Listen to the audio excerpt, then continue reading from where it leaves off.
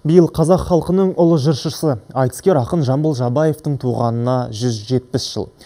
Бүгін Алматыда зиялы қауым «Жамбыл менің жай атым, халық менің шын атым» деп жырлаған ұлы ақынның ескерткішіне гүл шоқтарын қойып рухына тағзым етті. Рухани шара еліміздің және Ресей, Қырғызстан, Түркия мен Грузиядан келген әдебиетшілер мен ғалымдардың қатысуымен халықаралық симпозиум қаласты.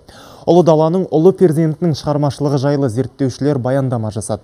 Қазақстан Республикасы мемлекеттік хатшысы Гүлшара Әбдіхалықова Жамбыл бабамыздың рухани мұрасы халқының талай жылғы тарихы мен шынайы өмірінің айнасы екенін айтты.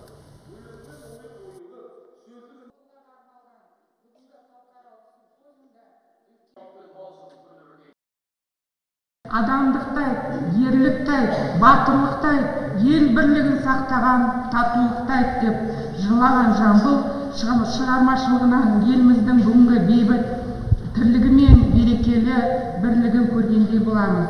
Сол себепті де Жамбыл шығармаларының негізгі идеясы бүгінгі тәуелсіз Қазақстанның қарышты қадамдарымен, жасампаз істерімен үндесіп келеді. Ол интеллектуалдық мәдениеттің иесі.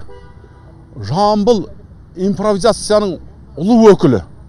Бір замандардағы біздің ұлы жыраулардың дәстүрін 20 ғасырға жеткізген біздің ұлы жырау.